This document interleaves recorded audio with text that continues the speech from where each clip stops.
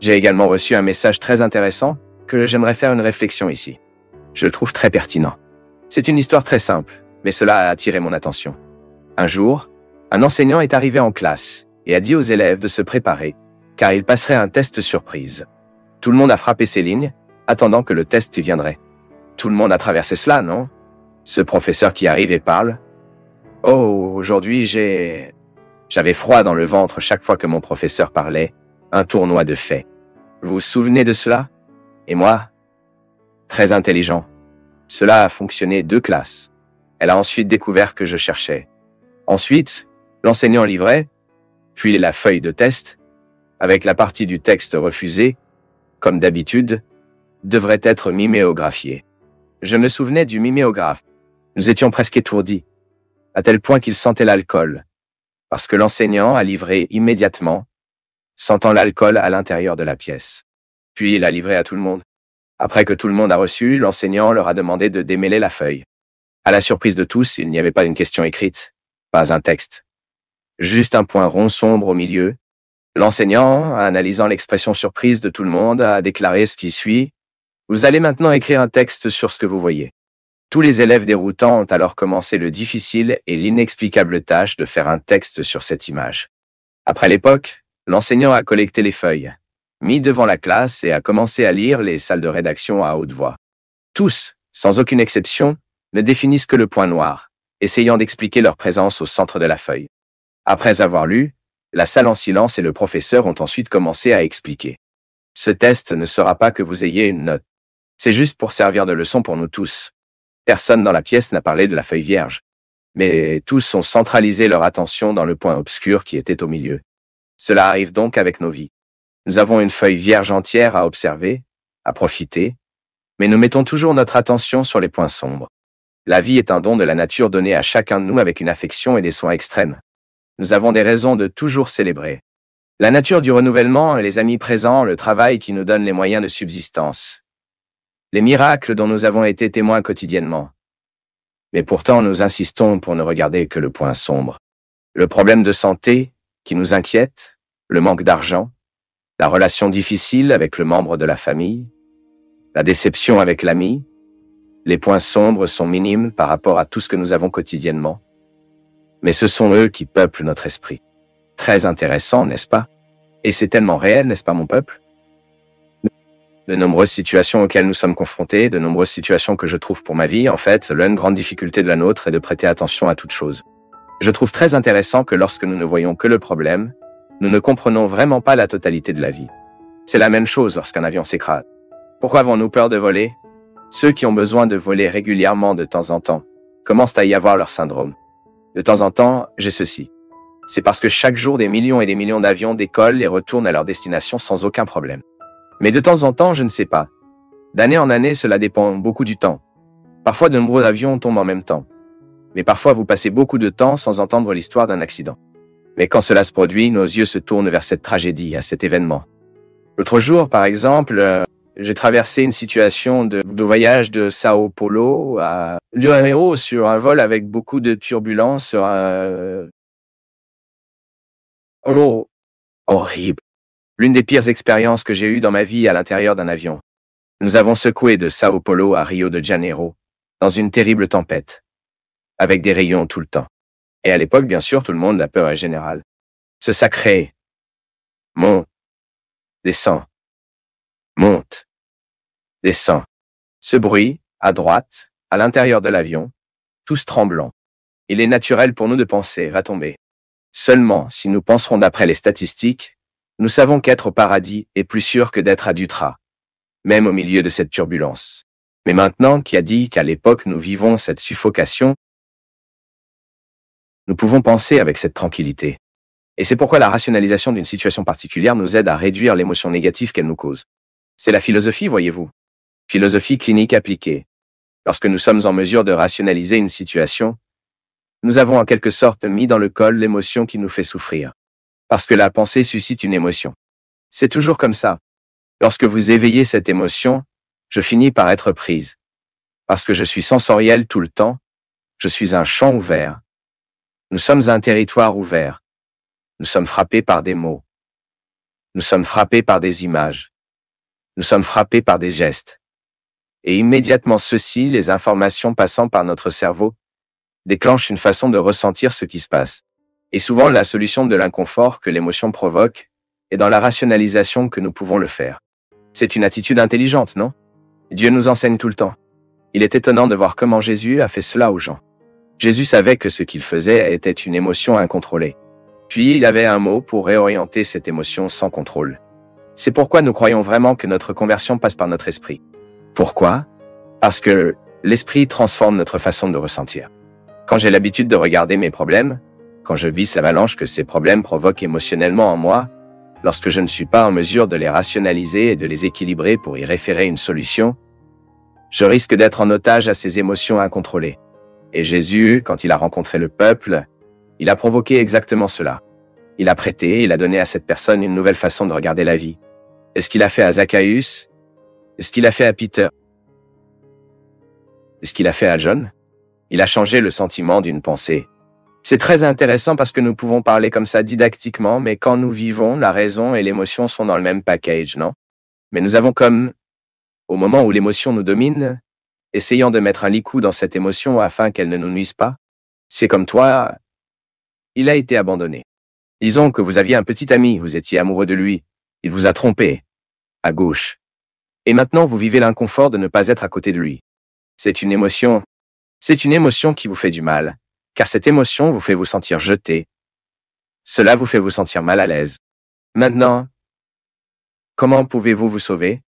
Empêchez cette émotion de continuer à vous jeter dans un puits qui est plus difficile à quitter.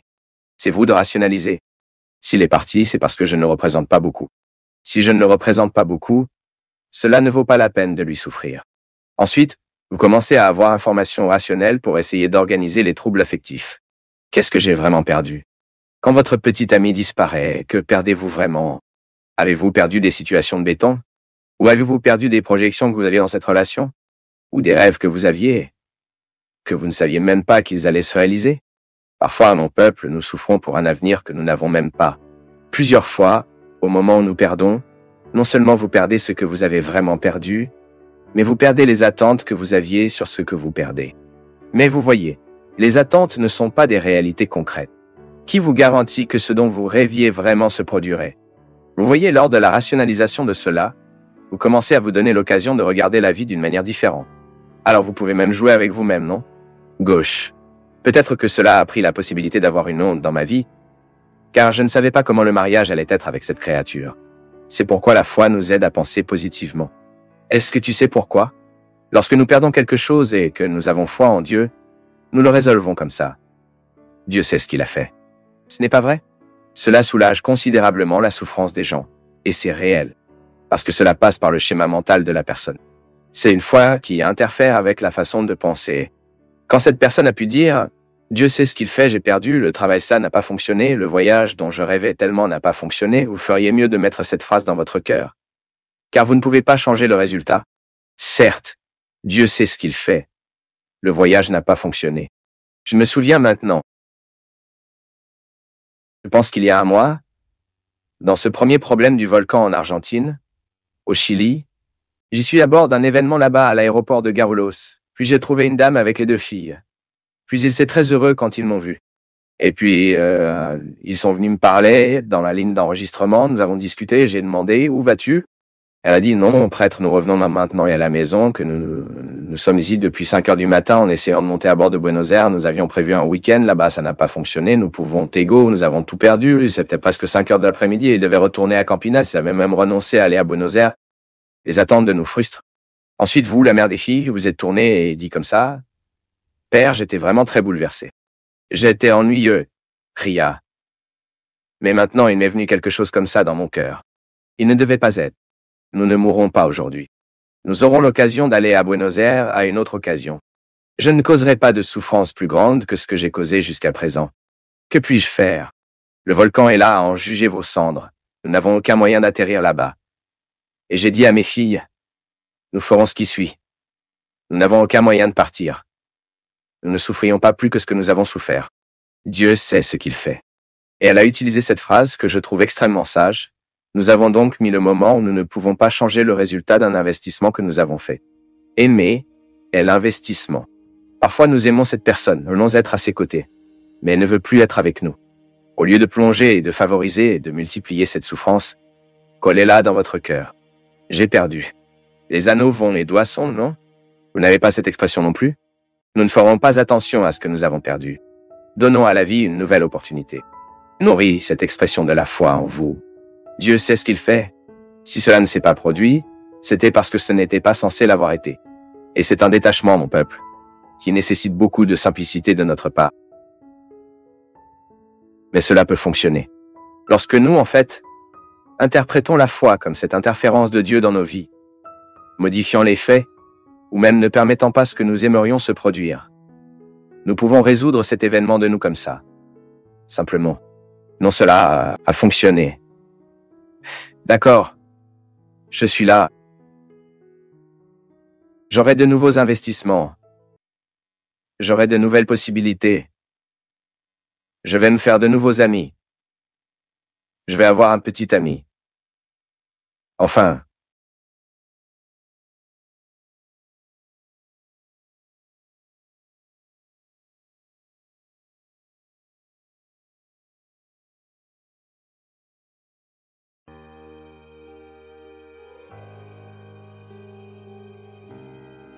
Il est bon de toujours se rappeler qu'il n'y a pas de formule magique dans la vie. Pour rien dans cette vie, nous trouverons des formules magiques. Nous savons que la recherche de formules magiques est un moyen de nourrir la paresse. Parce qu'il n'y a pas peu de moments dans la vie lorsque nous sommes confrontés à la nécessité de changer, mais nous savons que le changement nécessitera des efforts de notre part. Donc, pour ne pas vouloir l'effort que nous aurons à faire, nous finissons par chercher sur le côté pour voir si nous ne trouverons pas de recette magique pour surmonter ce moment sans avoir à passer par le sacrifice, la restriction et l'effort. Dieu nous enseigne que la meilleure façon dont nous devons être gagnants est de y mettre notre confiance. Nous nous souvenons peut-être que nous pouvons tous en Dieu, que nous pouvons nous renforcer, comme le dit le beau mot Saint Paul. Mais quand nous aurons besoin de comprendre cette confiance, nous verrons qu'il a des développements, que la confiance de Dieu signifie accueillir une grâce qui nous vient, mais aussi faire un effort qui dépend de nous. La victoire en Dieu n'est possible que lorsque nous accueillons la certitude que nous pouvons tous. Mais nous déplions ensuite cette certitude et cette confiance dans les attitudes concrètes qui nous réfèrent à ce que nous disons que nous pouvons. C'est la victoire que Dieu réserve à tous ceux qui croient en lui. Pour cette raison, il s'agit d'une victoire progressivement construite, en partenariat. L'action, l'initiative, la première action est toujours de Dieu, mais nous, les humains, pouvons répondre. Et notre réponse est un moyen de marcher avec Dieu. Être avec lui à nos côtés, accepter cette main qui nous tient. Et c'est pourquoi aujourd'hui, nous voulons vivre la belle mystique de Tudo Pososo. Demander à Dieu de venir nous accorder, que nous pouvons accepter cette main qui nous tient, nous conduisant. Et qu'en tenant cette main, nous pouvons découvrir quelle partie du miracle dont nous devons effectuer. C'est comme apprendre à un enfant à marcher. Mon peuple, vous tiendrez la main de cet enfant, mais elle doit faire le mouvement des étapes. Ce n'est pas comment ça marche. Il ne sert à rien de tenir le père dans la main de son fils doit être encouragé pour les premiers pas. Et c'est beau de voir un enfant apprendre à marcher à cause de cela. Elle constate que la main l'encourage à faire des mouvements, l'encourage à sortir de sa place. Avoir confiance en Dieu ne signifie pas seulement tenir la main, mais savoir que cela soutenu par cette main, nous sommes possibles de marcher. C'est pourquoi Dieu ne résout pas nos problèmes, mais il nous permet de les résoudre. Dieu ne vient pas vivre pour nous, mais il nous renforce pour que nous vivions de la bonne manière. Et beaucoup de gens pensent, non? Question parfois. Comment puis-je savoir, Père, que je suis sur la bonne voie? Comment puis-je savoir que je fais les bonnes choses? Lorsque vous sentez que vous êtes calme avec ce que vous décidez et vivant. La tranquillité dans nos cœurs, vous savez, est un moyen que Dieu doit nous montrer le chemin. Combien de fois avons-nous besoin pour prendre des décisions difficiles, mais en les rendant, nous sommes calmes. Cela signifie que Dieu parle à nos cœurs par notre conscience. Dieu entre dans nos vies parce que nous permettons, parce que nous vivons ce partenariat, je permets à son action de trouver une réponse en moi. Et c'est ce qui est beau. Lorsque nous vivons ce partenariat dans notre vie quotidienne, lorsque nous ne nous détachons pas de Dieu. Être un homme et une femme à la recherche de la sainteté, n'est-ce pas? Nous vivons ce processus constant de savoir que nous pouvons nous renforcer, mais qu'il nous renforce afin que nous puissions agir, afin que nous ayons des attitudes concrètes, afin que nous puissions nous transmettre aux changements nécessaires, afin que nous puissions faire en sorte que la vie se produise comme Dieu a rêvé. C'est pourquoi la musique de Célina parle si magnifiquement. Je veux être à l'endroit que Dieu a préparé pour moi. Combien de personnes ont des malheureuses parce qu'elles sont au mauvais endroit? Parfois, je continue de voir des gens perdus dans la drogue. Je ne peux pas croire qu'il y a du bonheur dans la drogue. Peut-être que vous passez par ce problème d'avoir une dépendance qui consommera votre santé. SCSC. Pensez à l'état de nos cœurs aujourd'hui. Si aujourd'hui, vous avez un cœur lourd de haine, à contre-cœur, pensez-moi, est-ce cet endroit que Dieu a préparé pour vous? Dieu vous a-t-il projeté avec tout ce qu'il vous a donné pour vous endormir aujourd'hui avec toute cette haine dans votre cœur? Pourquoi gaspilleriez-vous une bonne partie de votre vie à détester, à donner une machine à donner aux autres? Le projet que Dieu a fait pour vous que vous êtes malheureux? Non, nous ne pouvons pas le croire. Le malheur fait partie des choix que nous faisons lorsque nous permettons au diable d'obtenir le bédélo dans l'histoire, non? Je ne peux pas croire que Dieu nous a fait pour des échecs. Dieu nous a fait pour des réalisations, pour de grandes réalisations, et des réalisations humaines. Je ne parle pas de réalisations matérielles. Non, il peut même y avoir un épanouissement matériel, mais ce sera une conséquence d'une réalisation humaine. Le plus important, le plus grand succès que nous pouvons vouloir réaliser dans la vie est d'être heureux. Nous sommes satisfaits de ce que nous sommes. Nous pensons que nous sommes sur la bonne voie, que nous recherchons les bonnes choses. C'est ce qui peut réussir dans la vie de quelqu'un. Nous avons vu là-bas. Nous suivons cette triste mort de cette grande star de la musique populaire du monde. Regardez quelle était la vie de ce garçon. L'autre jour est venu un peu plus dans son intimité, a montré quelques vidéos, montrer quelques détails sur une vie qui voit à l'extérieur, doit être merveilleuse d'être Michael Jackson, on pouvait penser. Je me souviens quand j'étais adolescent. Combien de fois je voyais aussi cette histoire éclairée, danser comme lui. Nous payons des tamarins comme ça, hein, cri. Et puis vous restez, quand vous mourrez, vous continuez à penser, mon Dieu, aujourd'hui à mon retour d'Andradino où j'étais hier, il a suivi le premier moment où j'ai commencé à faire des spectacles. Quand j'ai commencé à travailler avec la musique catholique, et parfois cette chose d'être célèbre nous enlève des droits simples, bouquets, petits, de vous y séjournant à l'aéroport en attendant l'avion. Comme chaque personne ordinaire assis à discuter avec des amis, en prenant un café. Parfois, nous en perdons le droit. Et bien sûr, nous vivons à très petite échelle, mais voyons ce qu'était la vie de Michael Jackson. Combien de personnes ont regardé cet homme et pensé « Cet homme est un homme qui réussit. Mais quel succès est-ce? Qui enlève de lui le droit d'avoir des amis? Qui lui enlève le droit d'être une personne ordinaire? Qui lui enlève le droit d'avoir de petits plaisirs simples? Le succès est d'être heureux. Ce garçon a-t-il réussi à l'être même si vous avez toute cette reconnaissance mondiale, internationale? Combien de personnes célèbres s'en plaignent? Ils ont atteint la gloire, mais n'ont pas atteint l'accomplissement personnel. Je dis souvent que mon père n'est jamais apparu dans les gros titres des journaux. Mon père était un homme simple, un maçon. Il a travaillé avec les constructions toute sa vie. Mais je peux dire que mon père a réussi un homme, parce que j'ai reconnu en lui cette joie d'être qui il était. Malgré les limites, malgré les défauts, mais mon père était un homme qui était heureux de rentrer à la maison à la fin de la journée. Après un travail difficile, de prendre son papier de verre, de prendre soin de ses mains. Mon père était un homme très vain, tu sais. J'ai travaillé dans un service lourd. J'ai travaillé avec du citron que le travail laissait dans sa main. Soyez prudent qu'il avait avec ses cheveux. Mon père est décédé 63 ans. La tête n'avait presque pas de cheveux blancs. Mais ce n'est pas qu'il a peint, non, c'était sa bonne génétique. Un homme vain, un bel homme. Je me souviens toujours de ces scènes que j'ai vues. C'est un homme heureux, non? Pauvre, simple, travailleur, mais satisfait de la profession qu'il avait. Mon père était heureux de travailler. Je me souviens là-bas à Nantes, où je suis né, où ma famille a grandi, où elle a des membres de ma famille à ce jour. Combien de fois à la table des maisons, dans la cuisine de notre maison, j'ai vu les ingénieurs discuter avec mon père, échanger une idée. « Monsieur Natigno, pensez-vous que ce calcul fonctionne ici ?» Lui, non, j'ai besoin de plus, j'ai besoin de plus. Mon père n'a jamais étudié, mais il avait la connaissance pratique d'une construction. Et en cela était sa réalisation. Il était heureux de faire ce qu'il faisait, mais avant cela, il était heureux d'être son Natigno, qui était connu de nous tous. Un homme accompli est ce qui manque parfois pour nous, mon peuple. Combien de fois dois-je trouver des gens qui se battent pour la stabilité financière, mais oubliant la satisfaction personnelle? J'ai déjà joué ici, non? Avez-vous vu combien de personnes étudient pour faire un concours? Ah, je veux être fonctionnaire. Alors vous demandez, mais c'est ce que vous voulez pour votre vie? Ah, c'est le chemin le plus stable que nous trouvons, non? Bien sûr, vous avez le droit de vouloir votre stabilité, mais n'oubliez pas que la stabilité ne nous apporte pas le bonheur. Le bonheur et le succès sont que vous avez le plaisir d'être qui vous êtes. Pour faire ce que vous faites. Parce que faire est un déroulement de l'être. Je m'identifie à ma profession. Et chaque fois que j'ai ma profession, je sens que je mets ce que je suis. C'est ce que parle cette chanson. Je peux tout faire dans quoi me renforce.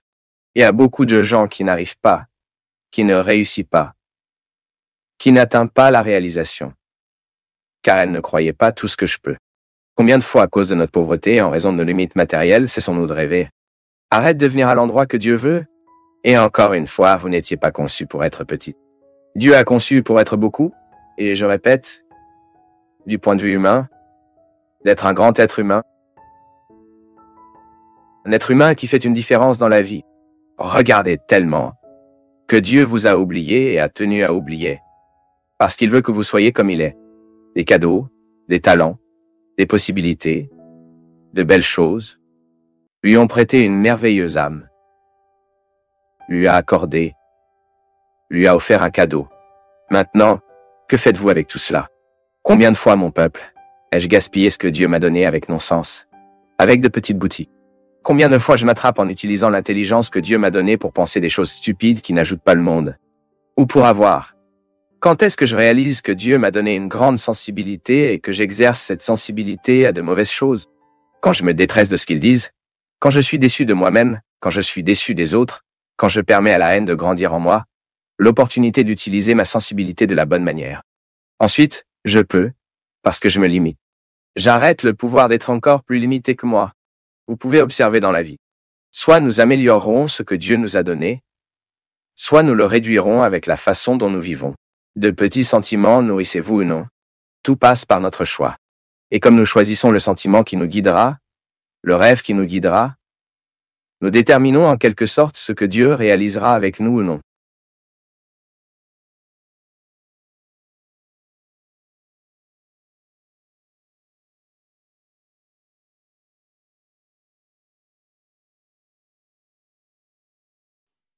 Si tu es resté jusqu'ici, c'est que ce message t'a parlé à un certain niveau. Dis-nous d'où tu nous regardes, abonne-toi à la chaîne, explore les liens dans la description pour approfondir ta réflexion, car peu vont jusqu'au bout. Merci, une grande accolade et à la prochaine vidéo.